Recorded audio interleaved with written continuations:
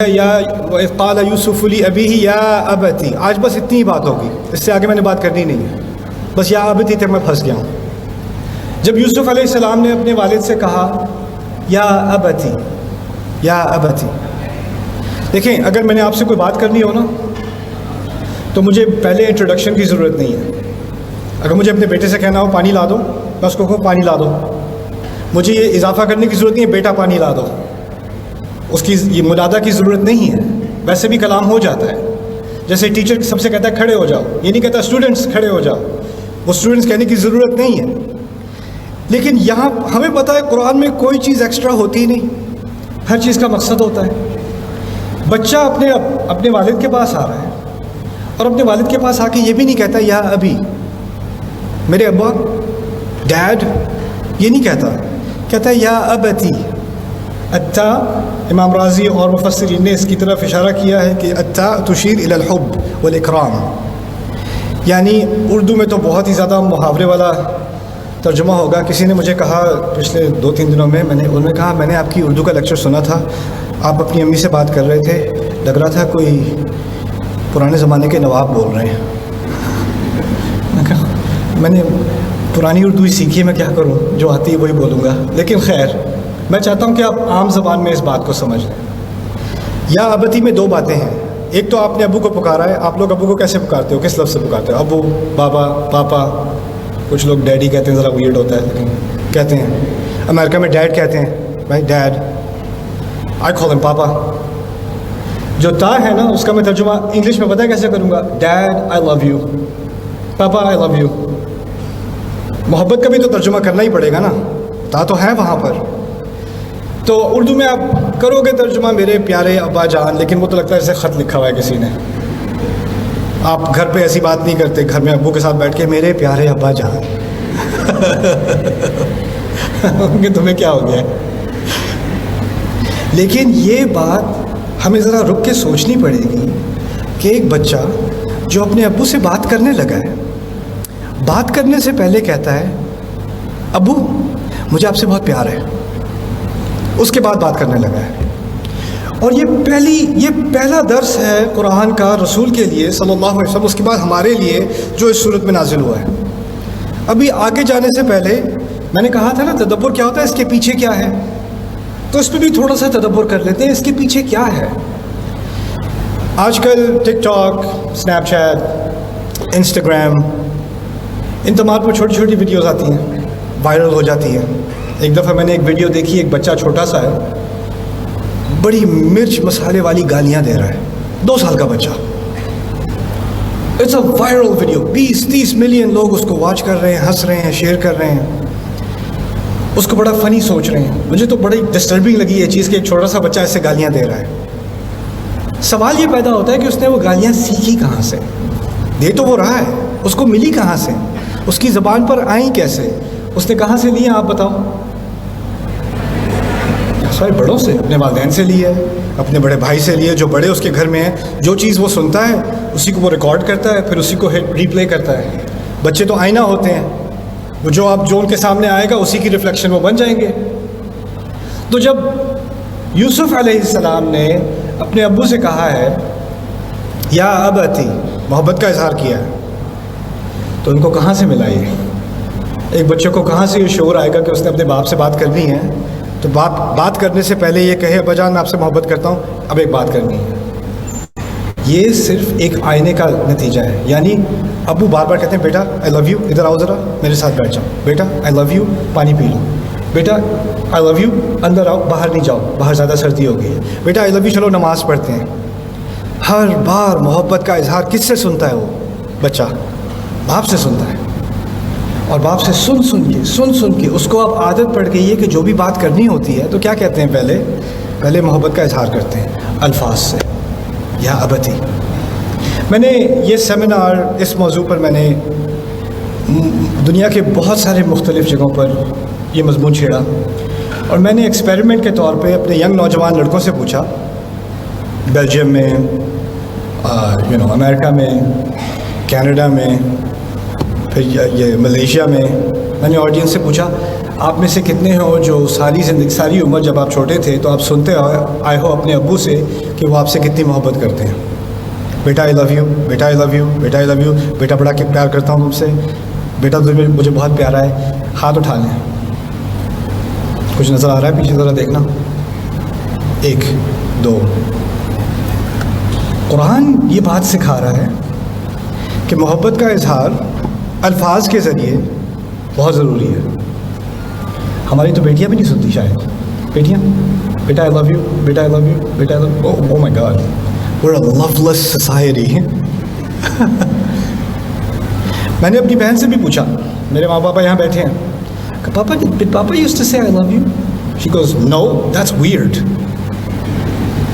There is love, محبت ہے تو، لیکن ہم کہتے نہیں ہیں، ہم کہتے نہیں ہیں. تو اگر کہتے نہیں ہیں تو پھر ظاہر ہے کسی اور طریقے سے کمیونیکیٹ ہوتی ہوگی محبت. تو اگر ہمیں واقعی محبت سمجھنی ہے اور یہ الفاظ، ان الفاظ کے اندر محبت ہی ہے، تو محبت سمجھنے کا ایک طریقہ میں آج آپ کو سمجھا دوں، پھر یہ آیت اور یہ باقی صورت سمجھ میں آئے گی. محبت کو سمجھنے کے لیے 5 طریقے ہوتے ہیں جن کے ذریعے میں کسی کو بتا سکوں یا اس تک یہ پیغام پہنچا سکوں کہ مجھے اس سے محبت ہے. سب سے آسان طریقہ الفاظ ہیں. الفاظ وہ ہمارے ہاں تقریباً حرام ہیں. ہمارے کلچر میں محبت والے الفاظ جب ہوتے ہیں تو وہ خطرناک معلوم ہوتے ہیں. اگر شوہر بیوی کو کال کر کے کہے بیگم آئی لو یو، وہ کہ کیا ہوا ہے؟ اوہ نو. اگر بچہ باپ سے آ کے یا ماں سے آ کے کہے گا ماما آئی لو یو سو مچ، پتہ ہے اب آگے سے پیسوں کی درخواست آنے والی ہے. یعنی محبت کا اظہار اصل میں ٹرانزیکشن کی تیاری کے لیے یا کسی ڈیزاسٹر کی پریپریشن کے لیے پہلے ہم کہتے ہیں آئی لو یو، زیادہ نہیں مارنا، آئی لو یو. تو یہ صرف ایک ان کیس آف ایمرجنسی ایک بٹن ہے ہمارے ہاں. محبت کا اظہار عام نہیں ہے، عام نہیں ہے. تو پھر عام کیا ہے؟ ایک اور طریقہ. تو پہلا طریقہ ہے الفاظ. یہ یاد رکھتے ہیں 5 طریقے ہوں گے. پہلا طریقہ کیا ہے؟ الفاظ. دوسرا طریقہ ہے خدمت. خدمت، ماں بچے کے لیے ناشتہ بنا دے گی، جو ہے کپڑے استری ہو جائیں گے شوہر کے لیے، یا گھر صفائی کر دی جائے گی، یا جو کہا تھا وہ کر دیا، جو پوچھے بغیر بھی کر دیا. ٹھیک ہے، اتنا خیال رکھا، پاؤں دبا دیے، کچھ کر دیا. یہ خدمت ہوتی ہے نا. اب خدمت کرتے ہیں تو خیال یہ آتا ہے کہ چلو خدمت کر دی ہے تو اب الفاظ کی تو ضرورت نہیں ہے، خدمت خود ہی سے بول رہی ہے مجھے کتنی محبت ہے. لیکن ہمارے یہاں کچھ کہ ہاں بہاولپور میں نہیں ہوتا، یہ صرف ملتان میں ہوتا ہے. میں بھی آپ اس سے امیون ہو، یہ صرف ملتان کا مسئلہ ہے. میں بتاتا ہوں. وہ یہ ہے کہ وہاں پر نا کچھ لوگ ایسے ہوتے ہیں جو خدمت کر رہے ہوتے ہیں لیکن الفاظ میں اتنی نفرت ہوتی ہے. کچھ مائیں ہیں وہاں پہ ملتان میں، یہاں پہ نہیں ہے. ناشتہ بناتے بناتے اتنا طنز، اتنی تنقید، اتنی ڈانٹ، ہر چیز کو کرٹیسائز کرنا، اور پھر یہ لو انڈے کھاؤ.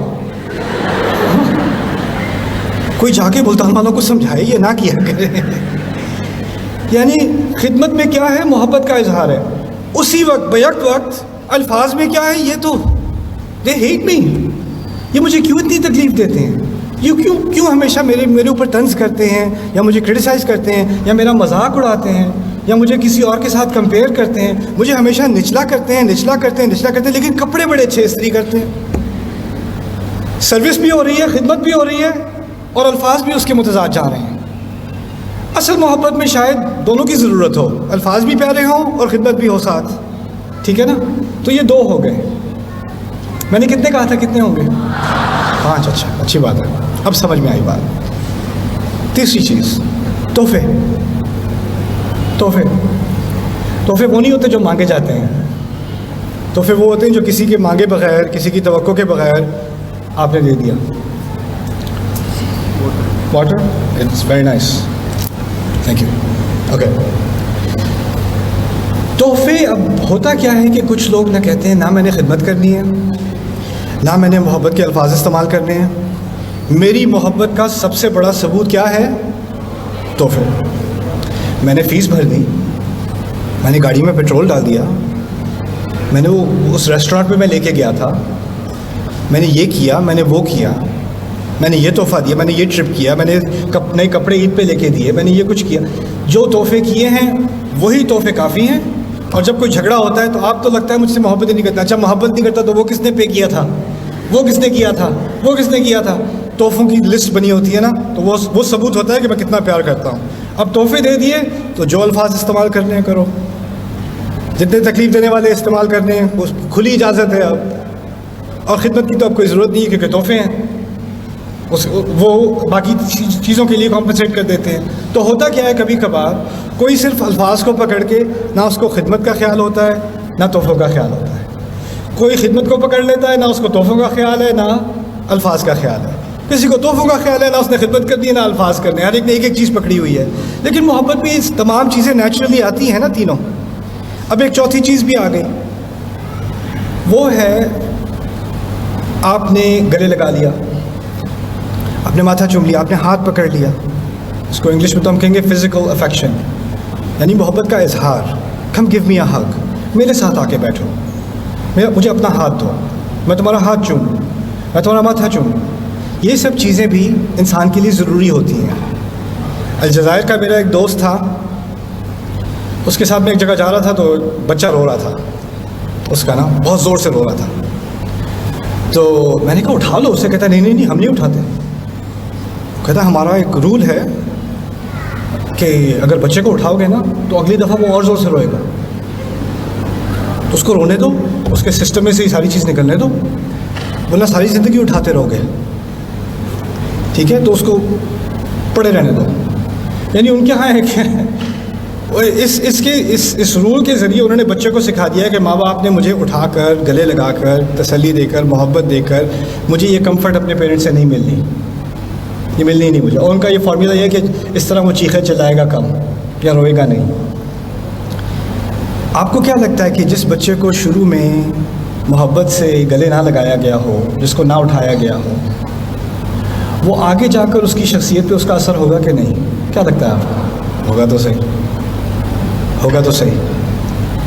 دیکھیں, جس کو پتہ ہی نہیں کبھی کہ محبت کے الفاظ استعمال کیسے کرتے ہیں, خدمت کیا چیز ہوتی ہے, جس نے کبھی اپنی زندگی میں دیکھا ہی نہیں تحفے کیا ہوتے ہیں اور تحفوں کا صحیح استعمال کیا ہوتا ہے, جس نے کبھی گلے لگانا اور یہ چیزیں کرنا اس نے کبھی ایکسپیرینس ہی نہیں کیا, آگے جا کے جب اس کی شادی ہوگی, اس کے بچے ہوں گے, تو اس کی بیوی یا اس کا شوہر بیوی یہ بھی فیل کریں گے یہ تو مجھے لگتا ہے محبت ہی نہیں کرتے, یہ ہر چیز سے انکمفرٹیبل ہو جاتے ہیں, یہ تو مجھ سے ذرا دور ہو کے رہتے ہیں, کیونکہ جیسے ان کے لیے کوئی آکورڈ سی چیز ہے. یہ تو چیزیں نیچرل ہونی چاہیے, طبیعی ہونی چاہیے, لیکن یہ ہے ہی نہیں ان کے اندر. گھر کے اندر ایک عجیب ماحول بن جاتا ہے, ایک ڈپریسنگ ماحول بن جاتا ہے, کیونکہ وہ یہ چوتھی چیز اس گھر میں نہیں ہے. تو 4 چیزیں بتائی تھیں ابھی تک, ذرا مجھے یاد دلانا کیا تھی. الفاظ,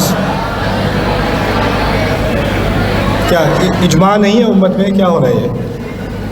خدمت. تیسری چیز کیا تھی؟ تحفے. چوتھی فزیکل افیکشن. پانچویں چیز میں نے ایجاد کی, اپنی طرف سے بنائی ہے, بدعت ہے میری. ایک قرآن سے لے کر, بلکہ انہی آیات سے لے کر, اس کو سمجھنے کے لیے میں آپ کو پہلے ایک مثال دیتا ہوں. فرض کریں آپ کی باجی ہیں اور آپ کا جاب انٹرویو ہوا, اب وہ آپ کا انٹرویو اچھا گیا, اب وہ جاب آفر آپ کو کر رہے ہیں اور آپ مشورہ لینا چاہ رہے ہیں اپنی باجی سے. باجی کے پاس آپ آئے, باجی ذرا ضروری بات کرنی ہے, وہ انٹرویو جو ہے وہ ہو گیا ہے, جاب وہ آفر کر رہے ہیں, باجی آپ کی یہ کرنی ہے. ہاں پھر کیا ہوا؟ اچھا, یہ تو اچھا ہوا, تو کر لو, اس میں کیا ہے؟ ہاں ٹھیک ہے. تو پھر آپ ذرا تنگ آ کے کہتے ہو, باجی ذرا 1 سیکنڈ فون رکھے, مجھ سے ذرا بات کر لیں. نہیں میں سن رہی ہوں, میرے کان چل رہے ہیں, میں کان سے نہیں ٹائپ کر رہی, ذرا باجی پلیز ذرا مجھے دیکھ کے ذرا بات کر لیں. تو باجی ایسے فون, بتاؤ.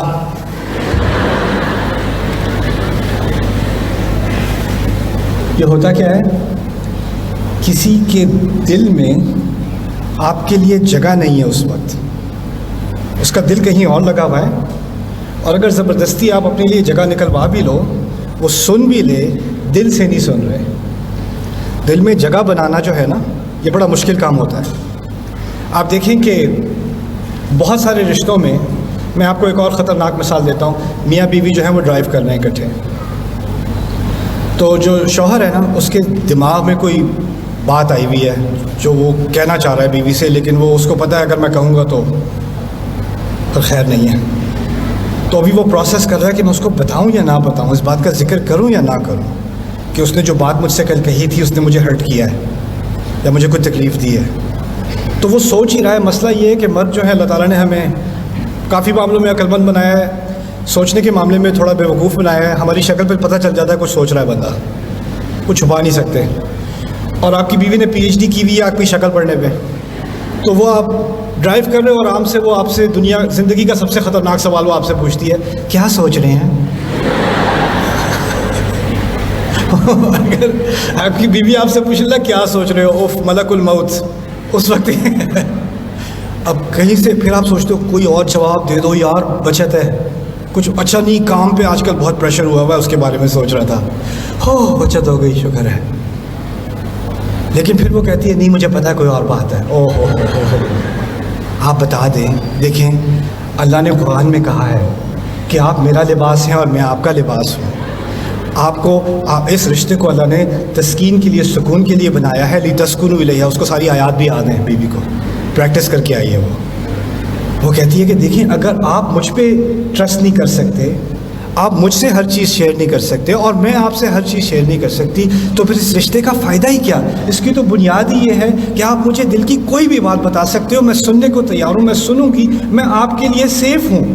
مجھ سے زیادہ آپ کی بات کی حفاظت, آپ کے دل کی حفاظت کون کرے گا, اور آپ سے زیادہ میرے دل کی حفاظت کون کریں گے؟ اس نے بیوی نے آپ کو بڑی زبردست تقریر کی, اور اس تقریر کے جوش میں آ کے آپ نے کہا ہاں ٹھیک ہے میں بتا ہی دیتا ہوں.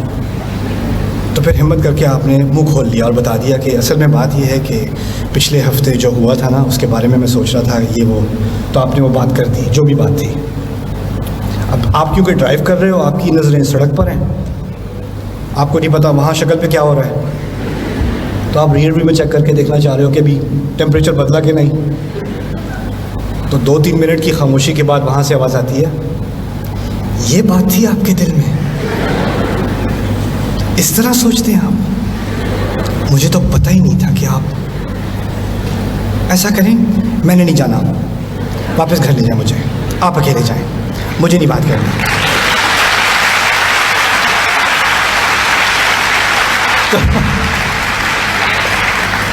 تو لوگ تالیاں بجا رہے ہیں وہ اندر رو بھی رہے ہیں, مجھے پتہ ہے. تو خیر اب شوہر نے کیا سیکھا اس پورے ایڈونچر سے؟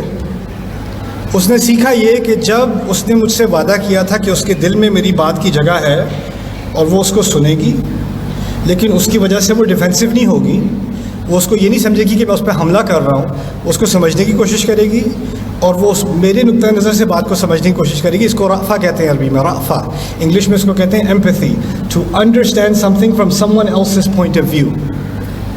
رسول صلی اللہ علیہ وسلم کی بڑی بڑی نشانیوں میں سے, ان کی بڑی خصوصیات میں سے ہے بالمؤمنین رؤوف الرحیم. رأفہ جو ہے اگر آپ کے گھر میں نہیں ہے تو ہم کہتے ہیں ہمیں سنت کا بڑا اہتمام ہے, اتنی عظیم سنت ہے ہمارے نبی کی علیہ الصلوۃ والسلام رأفہ, کہ وہ رؤوف تھے, یعنی وہ کسی اور کی تکلیف کو اس کے نقطۂ نظر سے سمجھنے کے لیے تیار تھے. یعنی اچھا آپ کو یہ برا لگا تو مجھے یہ برا لگا تھا, اچھا یہ جو آپ نے کیا ہے نا یہ تو کچھ بھی نہیں ہے اس مقابلے میں جو آپ نے میرے ساتھ کیا ہے. پھر وہ ایک ٹیبل ٹینس میچ شروع ہو جاتا ہے نا, پھر وہاں سے فائرنگ, پھر یہاں سے فائرنگ, پھر وہاں سے فائرنگ. اب جب اس بیوی کو برا لگا اور اس نے وہ بات کہہ دی, وہ پہلے تو کہہ رہی تھی آپ مجھے کچھ بھی بتا سکتے ہیں, پھر پتہ چلا کہ اس کے دل میں اس بات کو برداشت کرنے کی صلاحیت نہیں ہے. تو شوہر نے کہے بغیر ایک بڑا عظیم درس اپنے لیے سیکھ لیا, اس نے ایک ہدایت لے لی اپنے لیے. میری بیوی کچھ چیزوں کے بارے میں اس کے دل میں میرے لیے جگہ نہیں ہے, وہ باتیں میں اس سے آئندہ نہیں کروں گا, کیونکہ اگر کروں گا تو یہ ہوگا یا اس سے زیادہ ہوگا. اب اس بیوی نے اس شوہر کو سکھا دیا ہے کہ اب آپ میرے بارے میں جو یہ باتیں آپ کے دل میں ہیں نا, یہ آپ دل میں ہی رکھا کریں, یہ میرے سامنے نہ کریں, مجھے اس کی ٹالرنس نہیں ہے. اور یہ دوسری طرف بھی ہوتا ہے, بیوی ہو سکتا ہے شوہر سے کوئی بات کرے کانفیڈنس میں اور وہ پھٹ جائے. اب بیوی بھی سیکھ کیا رہی ہے, ان کو تو میری بات سننے کا کوئی صبر ہے ہی نہیں, وہ تو اس کے لیے تیار ہے ہی نہیں کہ میری بات کو وہ سن سکیں, دل سے سن سکیں. یہاں صرف غور سے سننے والی بات نہیں ہو رہی, دل میں جو جگہ بنائی جاتی ہے نا، غور سے سننا تو آسان ہے، ابھی آپ میرے لیے غور سے سن رہے ہو، یہ تو آسان ہے. طالب علم کلاس میں بیٹھا غور سے بات سن رہا ہوتا ہے. دل میں کسی کی بات کے لیے جگہ بنانا بہت مشکل کام ہوتا ہے، کیونکہ اس میں شاید آپ کو اپنی انا پر بھی کوئی دھبا لگے، کوئی ہٹ لگے کہ اس میں تو میری تنقید بھی ہے. تو یہ جب جگہ نہیں بنتی نا، اور شوہر سیکھ جاتا ہے کہ میری بیوی کے دل میں اس کے لیے جگہ نہیں ہے، تو انسان کا مسئلہ یہ ہے کہ جو دل کی بات ہوتی ہے اس نے کسی نہ کسی سے کرنی ہوتی ہے، کرنی تو ہے اس نے. اب وہ شاید جا کے اپنی ماں سے کرے گا، یا باپ سے کرے گا، یا دوست سے کرے گا، لیکن شیطان اس موقع کا فائدہ اٹھا کے کہتا ہے کسی ایسے شخص سے کرو جس سے حرام کا راستہ کھل جائے. کہیں اور انسٹاگرام پہ کوئی نہ کوئی تو ہوگا جو کہے گا دل کی کشادگی _XX5، میں سننے کو تیار ہوں. اور پھر آپ کسی سے بات کر رہے ہو انسٹاگرام کے اوپر یا فیس بک پہ ڈی ایم کر رہے ہو، کچھ کر رہے ہو، اور پھر آپ کو لگے گا اس کو تو میری بات سمجھ میں آتی ہے، اس کے تو دل میں بڑی کشادگی ہے، میری فیملی والے تو کچھ سمجھتے ہی نہیں ہیں، ان کو میری بات سمجھ میں آتی ہے. اور پھر آپ اپنے گھر والوں سے بالکل مصنوعی قسم کی بات کرتے ہو، دل کی کوئی بات نہیں کرتے. گھر پہ کیسا دن گزر رہا تھا، کیا ہو رہا تھا، سب ٹھیک، آج کیا ہوا، کچھ بھی نہیں. اس طرح کی سطحی بات کر کے دل کی بات فون پہ ہو رہی ہے، دل کی بات دوستوں سے ہو رہی ہے. آپ نے دیکھا ہوگا بچے آپ کے اگر ہوں جو ٹین ایجرز ہیں، کالج اسٹوڈنٹس وغیرہ ہیں، دوستوں سے بات کر رہے ہیں، پھر ماں پوچھے گی کس سے بات کر رہے ہو، کسی سے بھی نہیں، کیا بات کر رہے ہو، کچھ نہیں.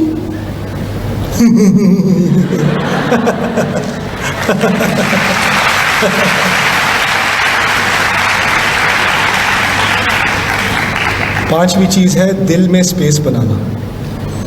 اب دیکھیں واپس اس آیت کی طرف آتے ہیں. میرا مقصد تھا اس آیت کے بارے میں بات کرنا. اس آیت میں اللہ تعالیٰ نے ایک بچے کو، یوسف علیہ السلام کو، اتنا کمفرٹیبل بنایا ہے کہ وہ اپنے ابا کے پاس جا کے اس نے ایک خواب کی بات کرنی ہے. لیکن خواب کی بات کرنے سے پہلے وہ اپنے والد کو اویئر کرنا چاہتے ہیں، ان کو آگاہ کرنا چاہتے ہیں کہ یہ بات ذرا ضروری ہے، مجھے آپ کے دل کی ذرا پوری کمپلیٹ سپیس چاہیے. ابھی آپ کسی بھی کام میں مصروف ہوں اس کو پاز کر دیں، مجھے آپ کی مکمل اٹینشن چاہیے اور آپ کے دل کی کشادگی کی ابھی مجھے ضرورت ہے. جب انہوں نے یہ سپیس دی تو انہوں نے کہا انی رأیت 11 کوكبا والشمس والقمر رأیتهم لی ساجدین. اب دیکھیں ہم نے اپنے کلچر میں پہلے تو یہ کیا ہے کہ بچوں کے ساتھ ہم کہتے ہیں کہ بچوں سے سختی نہ کرو تو وہ بگڑ جاتے ہیں، بچوں سے سختی نہ کرو تو وہ بگڑ جائیں گے. تو کچھ نہ کچھ تو ہونا چاہیے معاملہ. دوسرا یہ کیا ہے کہ بیچارہ جو باپ ہے وہ کام پہ جاتا ہے، پیچھے ماں کو سٹریس لگی ہوئی ہے، وہ برتن بھی صاف کر رہی ہے، گھر کا کام بھی کر رہی ہے، یہ بھی کر رہی ہے، بچہ بھی شور مچا رہا ہے.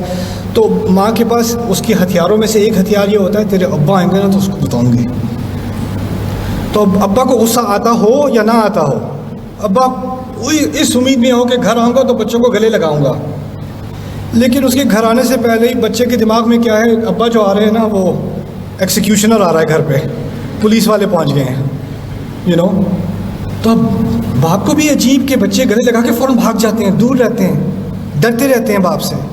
اور کبھی کبھی ایسے باپ بھی ہوتے ہیں جو اس ڈر کو وہ انجوائے کرتے ہیں. ہاں کیا کیا تھا آج، میں ورنہ باہر اپنے کالیگ سے بات کریں گے، سر کیا حال چال ہے آپ کے، ٹھیک ہے بالکل ٹھیک ہے، ہاں جی ٹھیک ہے. پھر گھر پہنچے، ہاں کریم کیا کر رہے ہو، ایک ہی بندہ اس کی ساری ٹون بدل جاتی ہے. جو خوبصورت ہدایت اللہ تعالیٰ نے یہاں پر دی ہے نا، اب اس کے اثرات کو سمجھنے کی آخری بات ہے میری، پھر میں آپ کے سوال لوں گا انشاءاللہ. 5 جو محبت دکھانے کے طریقے ہیں، اس میں سے جو 5واں ہے نا، وہ اگر نہ ہو تو باقی کے 4 بیکار ہو جاتے ہیں. یہ سمجھ لینا، باقی کے 4 بالکل بیکار ہو جاتے ہیں. اگر آپ کو اندازہ ہو جائے کہ آپ کی مدر یا آپ کے فادر آپ کی بات سمجھ نہیں سکتے یا اس کو ٹالریٹ وہ کر ہی نہیں سکتے، تو وہ جتنا بھی کہتے رہے میں بڑی یاد آتے ہو، بڑی محبت ہے تمہیں، جتنے بھی تحفے دے دیں، جتنی بھی خدمت کر لیں، جتنے بھی گلے لگا لیں، ایک بہت بڑی کمی رہے گی. اصل محبت اس انسان سے ہوتی ہے جس کے دل میں آپ کے لیے جگہ ہے، جس کے دل میں جگہ ہے. پھر ان باقی چیزوں کے پیچھے کچھ معنی بھی ہوتا ہے، ورنہ وہ ساری چیزیں آرٹیفیشل ہو جاتی ہیں. چاروں کی چاروں ہوں، ہماری کتنی ساری فیملیز میں تحفے بھی دیے جا رہے ہیں, گلے بھی لگائے جا رہے ہیں, خدمتیں بھی کی جا رہی ہیں, لیکن دل میں محبت کا احساس نہیں ہوتا. کتنے لڑکے لڑکیاں مجھے آ کے کہتے ہیں مجھے تو لگتا ہے میری فیملی مجھ سے پیار ہی نہیں کرتی, مجھے تو بوجھ سمجھا ہوا ہے, میں تو بس ڈس اپوائنٹمنٹ ہوں, میرے ابو کبھی مجھ سے خوشی نہیں ہوتے, جب بھی بات کرتے ہیں تو اس کی چیز کی بات کرتے ہیں کہ جو میری ناکامیاں ہیں اسی کا ذکر کرتے ہیں, میری کسی کامیابی پہ خوش نہیں ہوتے. Nothing is ever good enough. تو ہم نے ایک ایسی انوائرمنٹ بنا دی اپنے گھروں میں. اب اس کا اثر کیا ہوگا یہ سمجھ لیں. یوسف علیہ السلام بچپن کی عمر میں ان کے ایک ہی ان کے اوپر جو مربی تھے, ان کے جو ان کی تربیت کر سکتے تھے, جو ان کی اصلاح کر سکتے تھے, وہ ان کے والد صاحب ہیں. اللہ تعالیٰ نے اس بچے کو ایسے ہولناک احوال سے گزارا ہے, اس کے اپنے بھائی اس کو مار مار کے کنویں میں پھینک رہے ہیں. کوئی غیر اس کو نکال کے رحم کرنے کے بجائے اس کو بوریوں کے تلے چھپا کے اس کو بچوں کے بازار میں لے کے جا رہے ہیں جہاں بھیڑ بکریاں بیچتے ہیں, اور انہیں کی طرح ان سے برتاؤ کیا جاتا ہے. پھر وہ کسی اور ملک میں پہنچ جاتا ہے یہ بچہ جہاں جس کی زبان بھی اس کو نہیں آتی, اور وہاں اب نہ اس کو کبھی اپنے ابو سے کوئی تعلق نہیں رہا, اپنی امی سے نہیں رہا, فیملی سے کٹ چکا ہے. کتنا ٹراما ہے اس بچے کے دل کے اوپر, کتنی مشکلوں سے. اور پھر اس کی تقریباً پوری نوجوانی جیل کے اندر گزری ہے, تقریباً پوری جوانی. سوال یہ پیدا ہوتا ہے کہ وہ کون سا اثر تھا, وہ کون سی ایک چیز تھی جو یوسف علیہ السلام کے دل میں ایسی زبردست تھی کہ ان کا ماحول جتنا بھی خراب ہو, جتنا بھی ڈپریسنگ ہو, جتنی بھی مشکلوں میں وہ پڑے, ان پر اس کا اثر نہیں ہوتا, وہ پھر بھی امیدوار رہتے ہیں. ذالک من فضل اللہ علینا, جیل کے اندر کہہ رہے ہیں اللہ تعالیٰ کے فضلوں میں سے ہے ہمارے اوپر. جیل میں بیٹھ کے کون کرتا ہے اللہ کا بڑا کرم ہے, کون کہتا ہے؟ ان کا یہ آؤٹ لک بنا کیسے؟ یہ بنا ایسے کہ جس باپ نے یہ دروازہ کھولا تھا نا کہ وہ آپ سے محبت کا اظہار 5 طریقے سے, جس کی طرف ہلکا سا اشارہ کر دیا, اور آپ ان سے محبت کا اظہار کر سکتے ہو. ایک دفعہ وہ محبت آ جائے, اس کے بعد جو ہدایت دی جاتی ہے نا, وہ 1-2 الفاظ بھی ہوں, وہ ساری زندگی اس بچے کے ساتھ رہیں گے. اس بچے کو بار بار تقریر کرنے کی ضرورت نہیں ہے. آپ لوگ فیملی میں کہتے ہو, میں تو اپنے بیٹے سے کہتی رہتی ہوں نماز پڑھ نماز پڑھ نماز پڑھ, وہ پڑھتا ہی نہیں.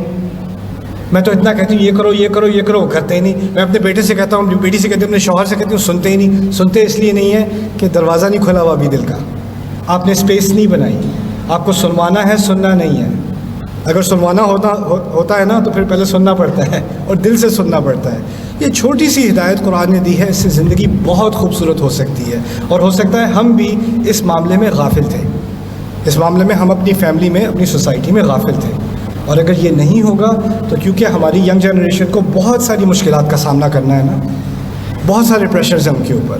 اب کیا کرتے ہیں, وہ ان پریشرز کے اندر وہ گر جاتے ہیں, پھسل جاتے ہیں, غلطی ہو جاتی ہے. جب غلطی بھی ہو جاتی ہے دوستوں کو بتا دیں گے, کسی اور کو کسی غیر کو بتا دیں گے, گھر میں کبھی کسی کو نہیں بتائیں گے, کیونکہ گھر میں وہ برداشت نہیں ہے. گھر میں یہ ماحول نہیں ہے کہ اگر گرے ہو بیٹا تو چلو میں تمہیں دوبارہ اٹھا لوں, میں تمہاری مدد کر دوں. وہ رفع کہاں پہ گئی؟ یہ یا ابتی, اتنا چھوٹا سا یا ابتی, اس پہ ہی انسان تدبر کر لے تو شاید پوری زندگی, پوری فیملی کی زندگی, آنے والی نسلوں کی زندگی خوبصورت بن جائے. جزاکم اللہ خیرا, بارک اللہ لی ولکم فی القرآن الحکیم, ونفعنی وإیاکم بالآیات والذکر الحکیم. السلام علیکم ورحمۃ اللہ وبرکاتہ.